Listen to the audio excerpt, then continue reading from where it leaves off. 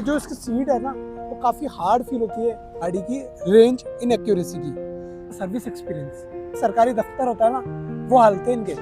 EV लेने से पहले लोग क्या सोचते हैं, स्मूथ राइड मिलेगी, टेंशन फ्री एक्सपीरियंस मिलेगा और जीरो मेंटेनेंस होगी।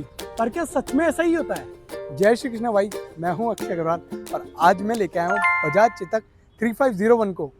ये इस गाड़ी का भाई टॉप मॉडल है और चेतक सीरीज का भी टॉप मॉडल है। भाई सबसे पहला सवाल, मैंने चेतक ईवी ही क्यों ली? उसके कुछ कुछ रीजंस थे वो कि मतलब मुझे इसका डिज़ाइन काफ़ी अच्छा लगा।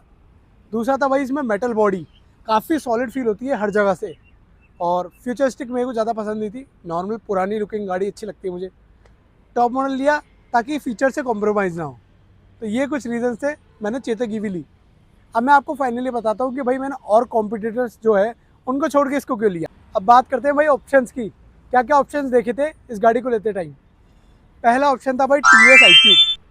देखो भाई गाड़ी बहुत अच्छी है, काफ़ी रिलायबल है और TVS का भरोसा है उस गाड़ी पे। और प्रॉब्लम क्या थी भाई, पहले तो बहुत कॉमन है वो गाड़ी, हर कोई लेके उसी को डोल रहा है।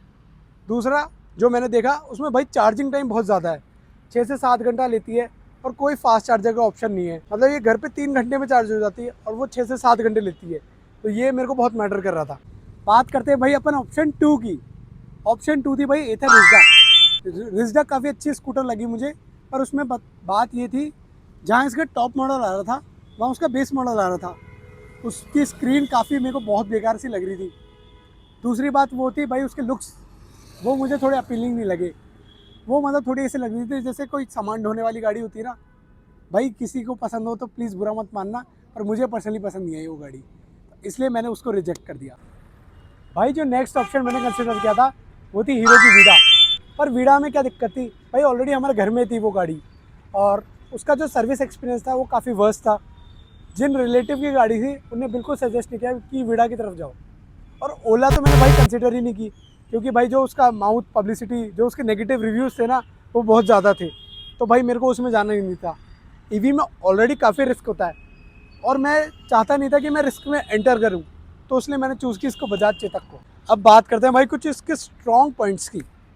मैं इसके सारे प्रोज बताता हूँ आपको पहले धीरे धीरे करके। पहला प्रोज है भाई गाड़ी की बिल्ड क्वालिटी। भाई गाड़ी की बिल्ड काफ़ी सॉलिड है, पूरी मेटल बॉडी है गाड़ी में और बहुत ही अच्छी फील होती है मतलब गाड़ी। दूसरा प्रो मैं बताता हूँ भाई गाड़ी की स्टेबिलिटी। गाड़ी भाई 80 की स्पीड में जाती है हाईएस्ट, पर 80 पे भी आपको फील नहीं होगा कि गाड़ी अनस्टेबल है। गाड़ी बिल्कुल ऐसे चिपक के चलती है और बहुत ही रॉकेट वाली फीलिंग देती है। तीसरा मैंने रॉकेट से बोला, तो तीसरा है भाई गाड़ी की परफॉर्मेंस। गाड़ी का जो पावर मोड लगाते हैं अपन भगाते हैं ना, तो एकदम से यूँ पीछे झटका देती है। जो बंदा पीछे बैठता है ना वही जानता है भाई गाड़ी में कितनी तगड़ी परफॉर्मेंस आती है। ऐसा लगा था मुझे कि गाड़ी में मेटल बॉडी है, गाड़ी काफ़ी हैवी है, तो परफॉर्मेंस अच्छी नहीं होगी, पर गाड़ी में जेनुअनली काफ़ी अच्छी परफॉर्मेंस है। भाई और भी कुछ प्रोज की बात करें तो वो है भाई इसके ये की फॉब।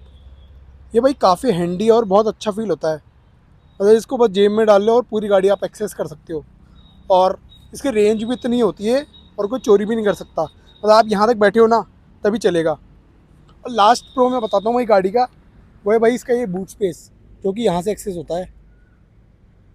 टक ऑन किया, भाई देखो काफ़ी बढ़िया इस बूट स्पेस है भाई, काफ़ी डीप फील होता है, बहुत बड़ा है। ये भाई 35 लीटर का बूट स्पेस है।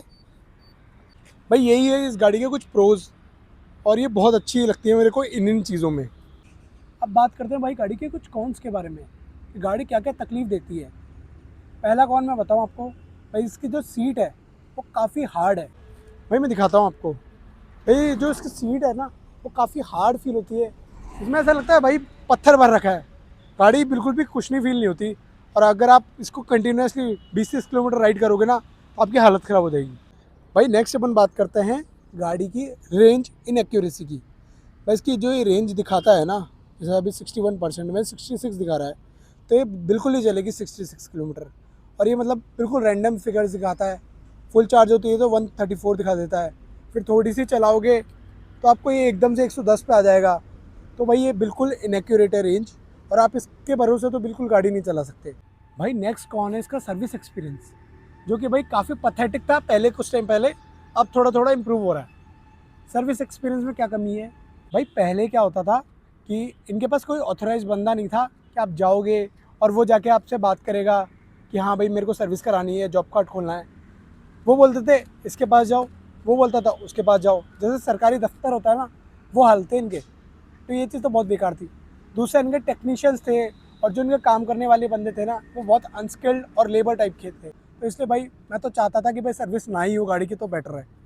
दूसरा इसका भाई सर्विस कॉस्ट, कुछ कुछ टाइम में इसके कुछ कुछ पार्ट्स ख़राब हो जाते हैं। तो वो तो मैं आपको बताऊंगा इसके प्रॉब्लम्स में, सारी चीज़ें बताऊंगा भाई A to Z। भाई इसके गाड़ी के पूरे राज खोल दूंगा मैं आपके सामने कि आपको 2026 में लेनी चाहिए नहीं लेनी चाहिए, सारी चीज़ें बताऊंगा। मेन मुझे यही कॉन्स फील होते थे। और अब बात करते हैं इस गाड़ी की प्रॉब्लम से रिलेटेड, क्या क्या प्रॉब्लम्स फील हुई मुझे 1.5 साल के अंदर। अब बात करते हैं भाई इसके पहले इशू के बारे में। पहला इशू क्या था इसमें, मैंने भाई गाड़ी काफ़ी चला ली थी 10 से 15 दिन में ही। 15 दिन में ही 1300 किलोमीटर चल गई थी।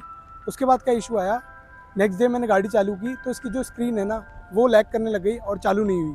तो मैंने सर्विस सेंटर पर फ़ोन किया और सर्विस सेंटर वालों से बोला कि भाई ये क्या दिक्कत आई। तो उन्होंने बोला कि सबका ही कॉल आया है, एक क्या होता है ना कि सिस्टम अपडेट टाइप का कुछ। तो उन्होंने ये चीज़ बोली, मैं सर्विस सेंटर लेके गया। फिर उसके बाद क्या हुआ, उन्होंने बोला अगर सॉफ्टवेयर अपडेट से सही हो जाए तो ठीक है, वरना स्क्रीन चेंज करनी पड़ेगी। तो उन्होंने 16th डे पे मेरी स्क्रीन ही चेंज कर दी। तो भाई आपको ये गाड़ी का ओडोमीटर दिख रहा है ना, 14375, तो इसमें 1300 और प्लस कर लो, ये इतनी चली हुई है क्योंकि ये ज़ीरो हो गया था उस डे के बाद। भाई जो दूसरा इशू मैंने फेस किया वो बहुत मेजर था और वो मैं बिल्कुल एक्सपेक्ट नहीं कर रहा था कि इस गाड़ी में आना चाहिए। वो एज अ बजाज जिस चीज़ के लिए मैंने इस गाड़ी को लिया, गाड़ी पे बहुत ट्रस्ट था। तो भाई क्या इशू आया, वो था भाई इसकी जो मेन बैटरी होती है ना, वो ही ख़राब हो गई। 6 महीने के अंदर अंदर गाड़ी अप्रोक्स चली थी 6-6.5 हज़ार किलोमीटर, ठीक है। उसमें क्या हुआ कि जैसे मैं जून का टाइम था, गाड़ी चला रहा था, 100 से एकदम से 50 किलोमीटर हो गई इसकी रेंज। फिर धीरे धीरे घट के 20 किलोमीटर हो गई और ये फुल चार्ज 0 to 100 सिर्फ 15 से 20 मिनट में हो रही थी। तो भाई मैंने ये ChatGPT से भी पूछा, वहाँ भी कॉल किया, तो उन्होंने बोला कि एक बार सर्विस सेंटर ले आओ। वहाँ लेके गया मैं, गाड़ी वहाँ पहुँचते पहुँचते ही बिल्कुल डिस्चार्ज हो गई थी, जो तो मैं 100% घर से चार्ज करके लेके गया था। वहाँ क्या दिक्कत आई भाई, उन्हें बोला इसकी मेन बैटरी ही ख़राब हो गई। भाई कैसे हो सकता है ये चीज़ें, भाई मेरे को तो बिल्कुल विश्वास नहीं हुआ कि भाई मैं गाड़ी इतनी प्यार से रखता हूँ, तरीके से चलाता हूँ, और फिर भी इतना बड़ा इशू आ गया। फिर समझ आया कि भाई और लोगों की, सबकी गाड़ी में ये इशू आ रहा है चेतक की, और चेतक को लोग बॉयकॉट करने लगे थे उस टाइम।